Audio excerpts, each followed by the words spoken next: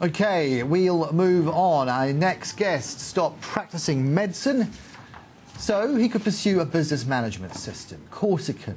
The decision seems to have paid off. This is a company that now is one of those being chosen to help implement public health scheme in the United States, otherwise known as Obamacare. Let's talk to founder and CEO Dr. Mark Allen, live from our Sydney CBD studio. A warm welcome to you. You're in Australia to talk innovation, and yet, in fairness, as you know, the chatter around Obamacare is one of not exactly carrying the masses with you on this. I'm looking at the approval ratings for the president. His so-called signature achievement mired in the low 40s. When you reflect on that, what's been the root cause of the failure of that policy to fire? Well, I think there are a lot of politics behind that really go above and beyond my area of expertise. What I can say is that there's a real problem in as we try to bring healthcare to everybody to also manage costs effectively, and that's really where Corticon can help. What in essence is so, I suppose, breakthrough-ish about the model? What are you purporting to do differently to the competition? Well, the problem of automating decision-making logic is quite complicated, especially considering the explosion in data sources, what we call big data in the IT industry, as well as the complexity of regulation and business policy.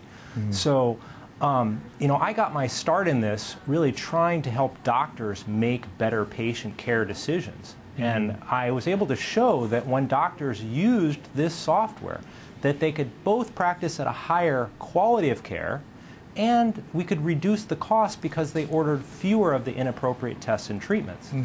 So, since that point in time, the Corticon product has been expanded to be used across a number of different industries. So, as you mentioned, one of the most common use cases is in the implementation of Obamacare.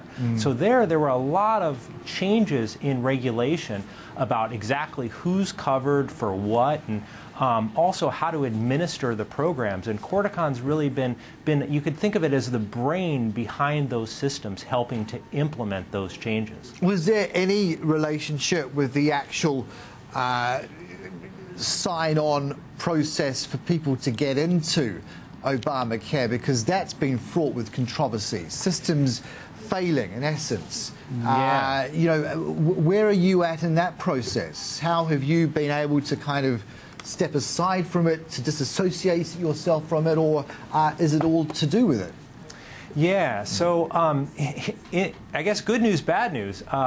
Corticon was not used in that failed system by the federal government to provide the health insurance exchange. By contrast, Corticon was used in many of the systems that have been successfully implemented across a number of different states. Corticon was also used by the federal government as part of a high-risk pool insurance to give coverage to people that have pre-existing conditions. So, fortunately, we avoided that problem. Perhaps if they would have used Corticon, they wouldn't have had the problems that they are having now. So it's about risk management. Is that something that you can ultimately defer to a program, a software program? Or you do believe ultimately you still need a human dimension, a kind of a check and balance and a discretion as well to override certain settings at certain times? You do. We're not going to completely replace human judgment and creativity, right? So what we can do using a product like Progress Corticon is to encode effectively into software all of the rules that we know, all of the best practices that we know. Okay? We can automate quite a bit. Okay, but we always want to be improving those rules, and those improvements come from analyzing what we're doing. They come from changes in regulation, legislation by the government, a whole variety of different factors that will always require human input. Do you worry, when you take a step back and you think of your own path through medicine, that the more we, I suppose, opt out of decision making and we defer it to the machines, to paraphrase, that we actually lose touch with the process, that we are not actively involved, we're not soaked in it, for want of a better expression. So when the time comes that we do need to actively engage, we're actually found wanting. You know, I think that's a great question, and you know, that same question was posed at the beginning of the Industrial Revolution, right? These machines are going to take over people's jobs. We're no longer going to know how to do these tasks. But what we found is it raised human activity to the next level of creativity. So rather than performing rote tasks, if this, then this, right, and memorizing that and performing that over and over again. Instead, we're focused on higher levels of activities. How can we make better decisions? Okay, how can we change these rules? How can we consider more data, more criteria, try out different things, and make our decision making even better? Walk me through a typical transaction where the program comes into its own. For people to really get a steer on this, in real terms, how does it play out? So here's a great example. To get benefits, and I know that it's similar here in in Australia as it is in the United States. So to get a social service benefit, you go into an office, you fill out a form. They analyze that form. They might determine that more data is necessary, and you might have to fill out multiple forms for multiple different programs. Okay? Using software like Corticon, you can automate that entire eligibility process. You can put it online. You can put it on a mobile phone. Allow people to answer the questions there. Based upon the questions that they ask, you can immediately determine whether a question is relevant or not. And then you can automate the determination.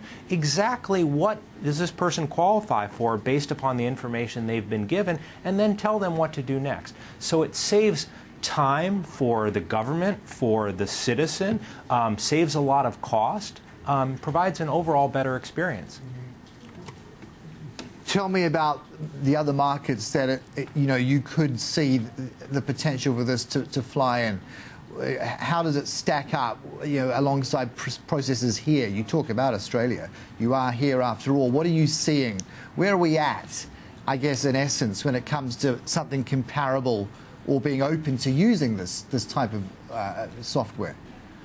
Yeah, so this really is something that could be used across industries. Star Trek Express, for example, uses it here as part of their order management process.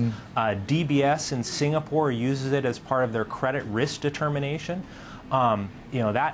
We see that example many financial services institutions. We have a lot of insurance companies that use this to help them automate their claims processing, automate their underwriting activities. One of the largest oil companies uses it to help them to do voyage plannings of tankers and barges anywhere in the world.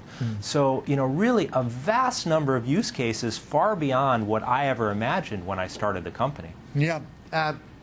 When you reflect, you're talking on innovation at the Business Capability Driving Business Innovation Conference today. When you reflect on it, could you have done what you did on this product minus the kind of willingness of lenders to really take a gamble? We are in an environment of heightened, I suppose, risk aversion, even though markets seem to suggest otherwise. On Main Street, there's not that willingness to really take a gamble at the moment. Our own Reserve Bank governor concerned about that. The equivalent of Janet Yellen saying we need animal spirits, we need risk-taking. In other words, when do we see that happen, in your estimation, in a real way in this market? Well, I think that there are a few factors here. Number one is that businesses must comply with regulation from the government. Often regulation is very costly. So having systems that help them to more efficiently manage compliance with those regulations is really critical for them. So once they have those systems in place, really the creativity that comes and the risk-taking that comes has to come within those barriers. So it's really the combination of the two. If we can't assure that we're in compliance, then we don't want anybody to make decisions. We don't want anybody to do anything else because we don't know if we'll be in trouble. So really that combination is very helpful. Great to have you on the program. Thank you so much for joining us. Thank you very much. Enjoy the rest of your trip. Dr. Mike Allen, founder of Corticon there, that business rules management system. We'll